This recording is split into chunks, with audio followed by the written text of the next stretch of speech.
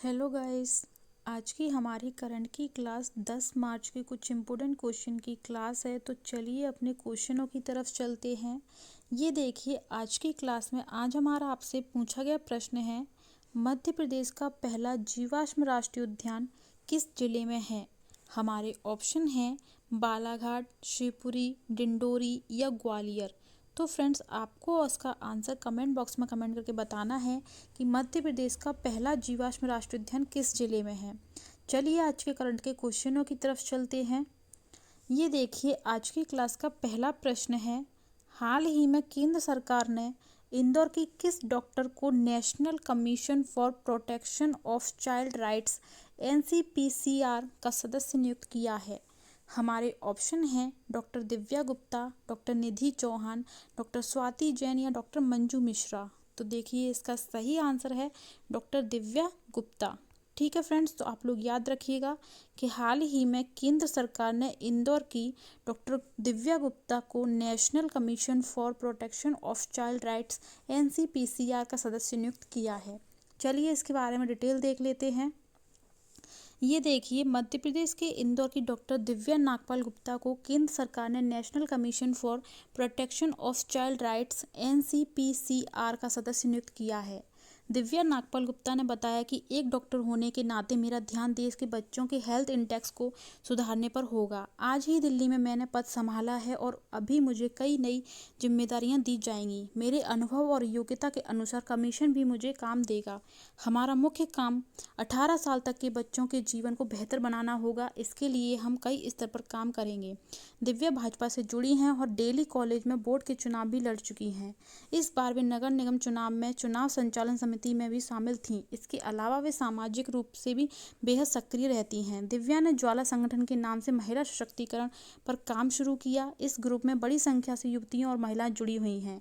इनकी संस्था कई रिकॉर्ड भी बना चुकी है। ठीक है फ्रेंड्स, तो आप लोग ये याद रखिएगा। नेक्स्ट क्वेश्चन देखते हैं। ये देखिए, अगला क्वेश्चन है, हाल ही में किस राज्य सरकार ने अंतर्राष्ट्रीय महिला दिवस पर महिला कर्मचारियों को 7 दिनों का अतिरिक्त आकस्मिक अवकाश देने की घोषणा की है।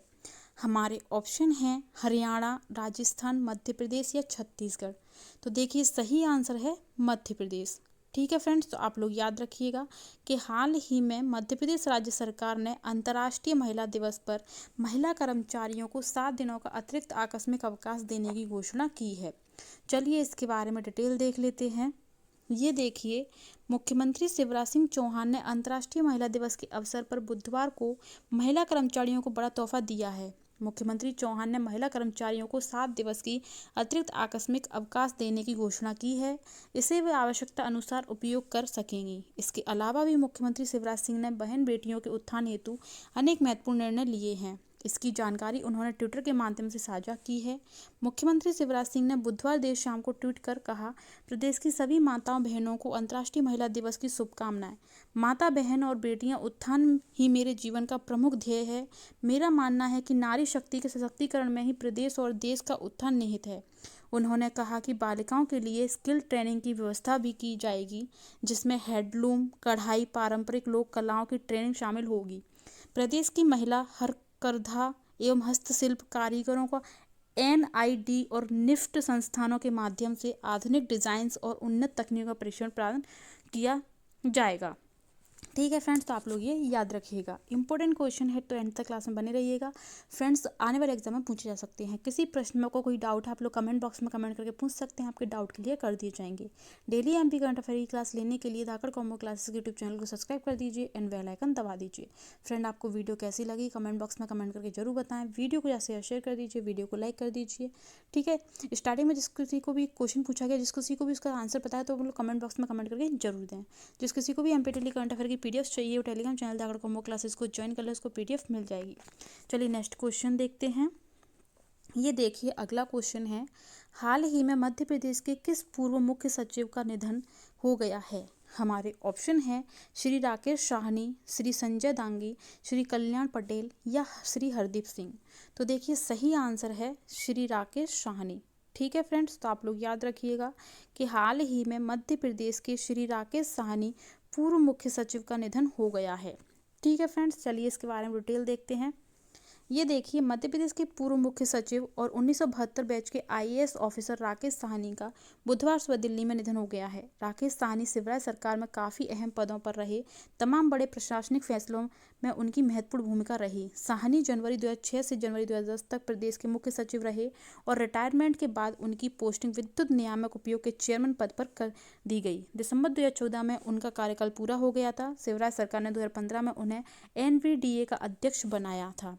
हालांकि कमलनाथ सरकार ने साहनी को 2019 में एनवीडीए से हटा दिया था। कमलनाथ सरकार ने उनकी नियुक्ति को तत्काल प्रभाव से समाप्त कर दिया था। साहनी पूर्ववर्ती शिवराज सरकार में काफ़ी अहम अफसर रहे। कई बड़े ब्यूरोक्रेटिक फैसलों में उनकी महत्वपूर्ण भूमिका रही।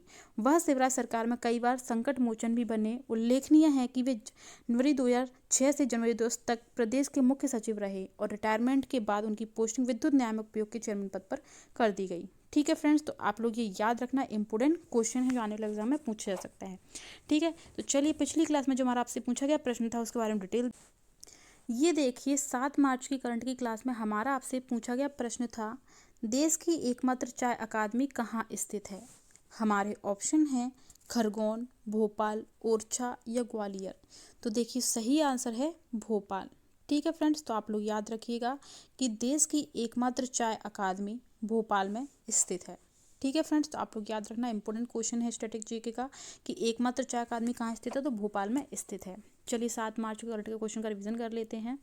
ये देखिए 7 मार्च के करंट के क्वेश्चन का रिवीजन कर रहे हैं। पहला प्रश्न है, हाल ही में महर्षि पतंजलि संस्कृत संस्थान मध्य प्रदेश के नवनिर्मित भवन संस्कृत भवनम का लोकार्पण किसके द्वारा किया गया। सही आंसर है शिवराज सिंह चौहान द्वारा।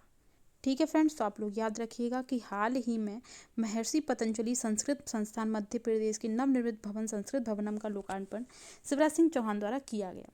ठीक है, नेक्स्ट क्वेश्चन देखते हैं। ये देखिए हाल ही में संस्कृति मंत्री सुश्री उषा ठाकुर ने स्पेस काव्य संग्रह का लोकार्पण किस जिले में किया। तो देखिए इसका सही आंसर है भोपाल। आप लोग याद रखिएगा कि हाल ही में संस्कृत मंत्री सुश्री उषा ठाकुर ने स्पेस काव्य संग्रह का लोकार्पण भोपाल जिले में किया है। ठीक है फ्रेंड्स, तो ये आज की क्लास के हमारे इंपॉर्टेंट प्रश्न थे जो आपके आने वाले एग्जाम में पूछे जा सकते हैं, तो आपके लिए बेहद इंपॉर्टेंट, बेहद महत्वपूर्ण है। किसी प्रश्न में आपको कोई डाउट है आप लोग कमेंट बॉक्स में कमेंट करके पूछ सकते हैं, आपके डाउट क्लियर कर दिए जाएंगे। डेली एमपी करंट अफेयर की क्लास लेने के लिए धाकड़ कॉम्बो क्लासेस के यूट्यूब चैनल को सब्सक्राइब कर दीजिए एंड बेल आइकन दबा दीजिए। फ्रेंड आपको वीडियो कैसी लगी कमेंट बॉक्स में कमेंट करके जरूर बताएं। वीडियो को ज़्यादा से शेयर कर दीजिए, वीडियो को लाइक कर दीजिए। स्टार्टिंग में से आपसे एक प्रश्न पूछा गया, उसका आप लोग आंसर कमेंट बॉक्स में कमेंट करके जरूर दें। जिस किसी को भी एमपी डेली करंट अफेयर के पीडीएफ चाहिए वो टेलीग्राम चैनल धाकड़ कॉम्बो क्लासेस को ज्वाइन कर लें, उसको पीडीएफ मिल जाएगी। ठीक है फ्रेंड्स, तो चैनल को सब्सक्राइब कर दीजिए, बेल आइकन दबा दीजिए, वीडियो को ज़्यादा से शेयर कर दीजिए। कल फिर मिलते हैं नेक्स्ट वीडियो के साथ। आज के लिए थैंक यू एंड धन्यवाद।